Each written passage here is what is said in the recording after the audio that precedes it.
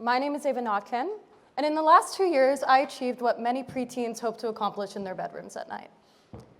I unexpectedly became a content creator on TikTok with over 300,000 followers worldwide, using my platform to empower women, share my journey, and educate on spiritual practices and causes I'm passionate about. During TikTok's infant stages, I found a connection and community with others who inspired and motivated me. I felt confident celebrating my identity and heritage, and my channel became a mode for creative expression and necessary discussion. To be honest, I didn't have a clear vision of what I was going to do after school. Here I was, 21 years old, graduating a semester early during a global pandemic, drowning in debt, and refusing to sell my soul to corporate America. Seems to be a common theme for Gen Zers and millennials alike these days. I was going through a heartbreak. I was grappling with my identity and sexuality and coming to terms with my independence. It was both a transformational and painful time. But no matter what, there was always someone to connect with and something to create. And like a beacon of light, this translated into TikTok. Not without hard work, of course. I was up at 7 a.m. and working till midnight, whether that be filming, editing, brainstorming, researching or writing, filming, live streaming, selling my own products, and most notably, answering hundreds upon hundreds of direct messages. Direct messages that a lot of the time involve traumatic material and moments. I'm often seen as a friend, a confidant, and I wanted to be there for everyone. But in the process of so willingly giving my energy to others, I forgot to give it to myself. And the pressure was only beginning to pile on, as were the negative comments, which seemed to be included with the territory. And as much as I'd like to say, I was not immune to those. With the inability to unplug from the job, I was left with an unhealthy dose of isolation and mental deterioration. My value as a creator began to feel dependent on public opinion, something I was not entirely comfortable with. In fact, I sank into a depression and began noticing the various ways social media impacts us all, especially when it comes to our health. Beneath the lighting, editing, and perceived realities, there's a much more unglamorous truth lurking beneath the surface. So, let's peel back the fourth wall today and talk about the stuff that the social media companies don't want you to know, but that I need you to know. TikTok's 1 billion monthly users may contribute to the fact that adult screen time has more than doubled since the start of the pandemic. 61% of TikTok users are women, with its core audience being between 10 to 19 years old. 20-somethings come as a close second, and Instagram mirrors nearly the same statistics. That's nearly an eighth of the global population. An eighth of the global population who's introduced to an increased risk of mental health problems on a daily basis, and subsequently making teen girls the focal point. The majority of my audience are these very same demographics. So I wondered, how is this paradigm shift affecting the youth's fertile minds as they cement their identities in this world? Their mental health, their emotional health, their physical health? Understanding this collective crossroads, how do we protect ourselves and future generations to come? And if this is in fact our new reality, how do we use it for some sort of good? These are all questions that plagued me as I rose from a small-time creator to one who got recognized in public and asked to be on national news programs. And a lot of people seem to have something to say about it, good, bad, and ugly. It felt like I was being heard by the masses for the first time. Maybe misinterpreted or misunderstood, but heard, acknowledged. That was validating, inspiring even. Like I was on my path and making some sort of difference in this world. As my videos circulated, the power of my voice became increasingly clear to me. We all have a light to spread if we could just get the courage to let it shine. And as I've learned, if we could just get the right support as well. Much easier said than done. I was clinging to my own sanity there for many months, feeling more and more distant to the very mindfulness that urged me to start creating in the first place. And there are reasons for this, biological and psychological reasons that affect each and every single one of us with a smartphone. As consumers, we are constantly being rewired, reshaped, and subliminally targeted with little to no protections in place or warnings at all. We must grapple with how social media has embedded itself into our society and plan a path forth before it evolves beyond our control. Now, I'm sure there are creators who perform their influencer duties without existential dread looming, such as I. But there was one question that haunted me. Was I a part of the problem or the solution? Or, frighteningly, both. Social media can be a comfort. Growing up, when life felt chaotic, I'd turn on my favorite YouTube creators and felt a little less alone.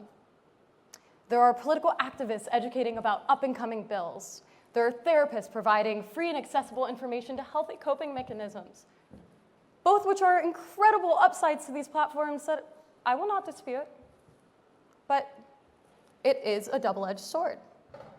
What can uplift individuals, unite them, and educate them can also consume, influence, and discourage.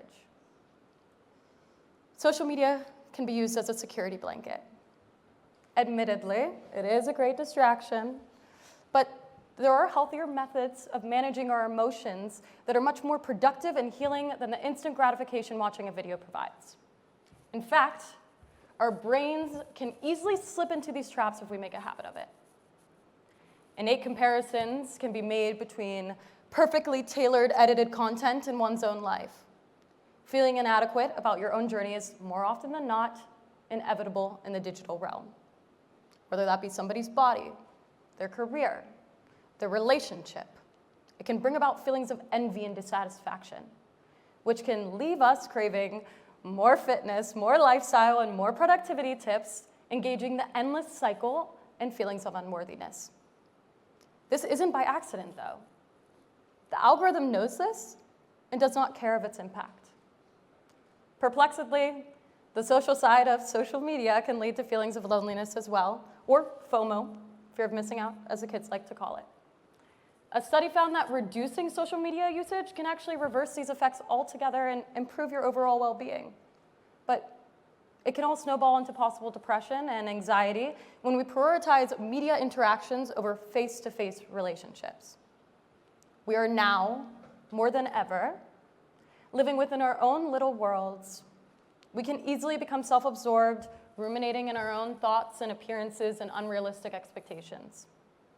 What begins as a search for community can ultimately discourage the fulfilling long-term benefits of true tribalism, of real sisterhood, brotherhood, and friendship, of sharing space, kindness, and simple hugs.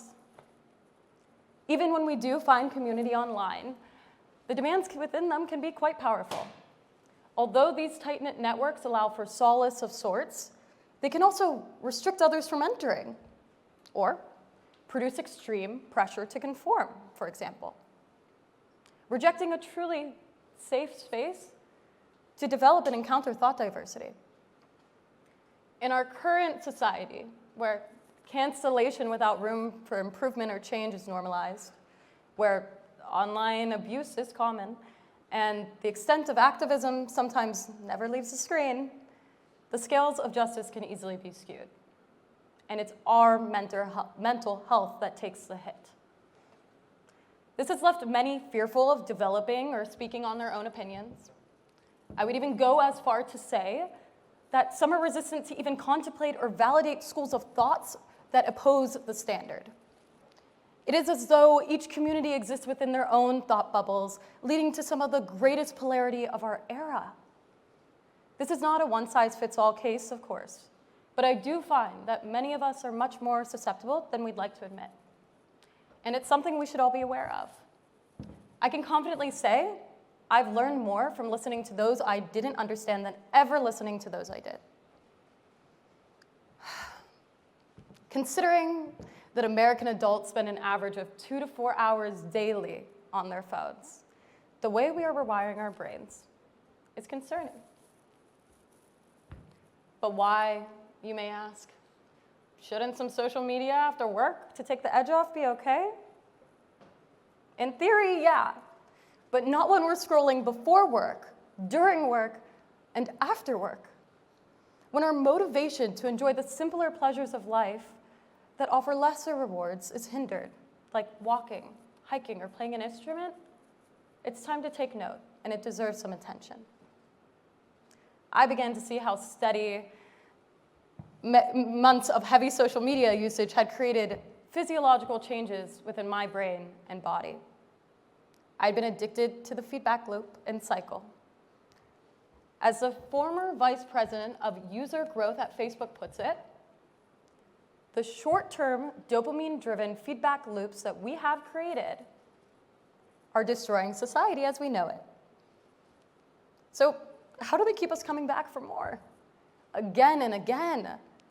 It all traces back to the infamous algorithm, which is reliant on our dopamine feedback loops. On the internet, we are seemingly condensed into confines beyond our control. These are called niches. My feed on TikTok may feature queer, spiritual, and scientific content, and yours may show productivity hacks, exercise tips, and crypto content. The algorithm curates content for us that is equally as addictive as it is entertaining. A document titled TikTok Algo 101 was produced by TikTok's engineering team in Beijing and leaked to the world last year, showcasing just how intensely the app's data mechanics can interpret and analyze human behavior. The algorithm knows how long you watched a video for.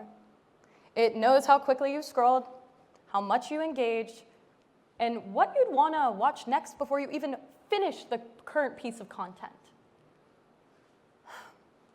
It can be hard to pull away, searching for answers to questions that you forgot hours ago, keeping us endlessly hooked. However, as my own mental health began to take a hit, I wanted to know how exactly this algorithm was essentially hacking our brains. And how do we hack our brains back in our favor? All of this can be traced back to dopamine. Dopamine can be our best friend or our worst enemy. It is a chemical produced by our brains that plays a starring role in motivating behavior. It is naturally released when we exercise or have sex, for example. In a Darwinistic lens, dopamine rewards us for behaviors that benefit us and encourage us to repeat them. This process bolsters constant connections between neurons by increasing the rate at which they respond. So if you spend all day on your phone, it's going to be very hard to find the wherewithal to complete even a 30-minute task. Now, phones are not always a deterrent. For example, messages from loved ones or admiration from our peers can activate the same reward and dopaminergic pathways. But the problem comes with the unlimited supply of stimuli that the internet holds, both negative and positive. And the algorithm is based on this very same phenomena. Hence, we are collectively spending less time with our loved ones or taking walks to quite literally stare at our phones. Kind of like a Black Mirror or Twilight Zone episode, huh? Especially considering that there are kids on these apps whose brains are still developing. When I realized how greatly this was affecting me, I searched for ways to gain balance and ground myself. I heard of a dopamine detox and was intrigued. During this process, a person avoids dopamine for a set period of time. It is the act of literally unplugging and tuning in. I tried it. I spent a day off social media, then a week, then a month. I grounded myself in nature each day and began to feel like myself again. I could think without the constant comments or influence. I could appreciate the sun on my skin, the wind in my hair, the birds in the morning. When I began to reintegrate my social media, it did not hold the same control over me any longer. I had more interest in cooking a homemade meal or taking my dog for a walk. A small break from the environments that keep us captive, whether that be social media, junk food, mindless TV, can have overall positive effects on a person's health. Clearly, we aren't all just staring at our phones, though. There are people and communities that we are acting with and learning from And that's where the other side of the equation comes into play. Beyond the responsibility of the consumers, what are the responsibilities of the creators?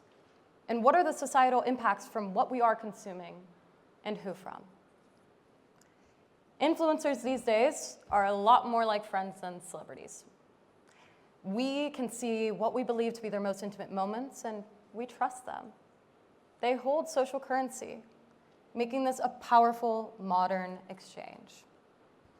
When you're someone like me, who has a large active community, larger than the city of Pittsburgh I grew up in, it can be a lot of pressure to be seen as such a pillar of truth, especially when I admittedly don't always know what that is myself. I have felt and continue to feel the weight of this responsibility as a 23-year-old woman. I research all my content extensively and do not speak on that which I do not know. I make sure to never put myself down and always encourage my audience to move their bodies, realize their inner beauty, and make a positive impact offline. And I say the things that I wish someone had told me when I was younger. This is how I hope to use my social capital and leave a legacy. It is not a perfect science, but I can sleep soundly at night knowing that maybe I might have made at least one person feel a bit less alone or a bit more empowered. But not every creator sees it this way. And that's where we have to use discernment with the content that we are consuming. I want to stress, there's nothing wrong with questioning and analyzing what we are presented. In fact, it is the only way we can progress as a society. It's what all great leaders and intellectuals have done since the dawn of time. And it's what we're doing here today. The framework of society can always be improved upon. And if we do not debate, nay, hesitate to even question the content we are consuming, we are willingly giving up our greatest ability as individuals to think for ourselves, and we will remain stagnant. In this attention economy, the internet is so oversaturated with opinions. Sometimes it is best to sometimes just sit back in silence. Not only are we feeling the tangible effects of social media on a surface level, but an internal one as well. So, where does this leave us? At the end of the day, it is in our hands and it is our responsibility as creators and consumers alike. Personally, I remember to wear my lucid lenses, which is a phrase I made to help guide my usage, and I encourage you to try it as well. L, long-term effects. Reflect on how the scrolling session can be positively or negatively affecting you for the future. U, understand emotional state. Are you watching content because you're bored, distracting yourself, self-sabotaging? Check in with your intention. C, criticize information. Don't be afraid to question the information you're receiving. Does this signal a red flag? Does it feel like an attention grab? Is this person qualified to be speaking on the matter? What is the purpose? To educate, entertain, or inform. I, investigate. Go deeper. If something resonates or sits with you, look into it. Ask for the resources, find your own, and search for the answers that you seek. And finally, D, define creation and consumption level.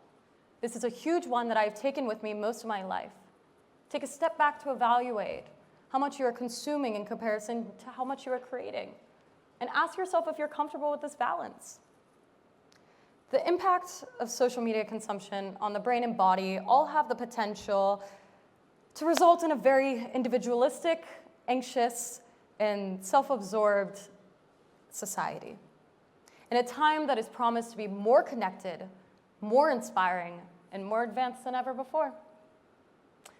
Instead of allowing ourselves to be sucked into the constant seduction of scrolling, I propose we suit up for battle and take back control with boundaries, awareness, and healthy practices. We can utilize social media effectively and responsibly. And if we are educated on how media works, we can essentially hack the system and preserve the human experience. The rewards of life are way more fulfilling off the screen than ever on it, even if our brains tell us otherwise. No matter the lifestyle, the feed, the followers, we are all gloriously flawed human beings who need to nourish our brains and bodies. Just remember to look up every once in a while, breathe, and approach things lucidly. Thank you.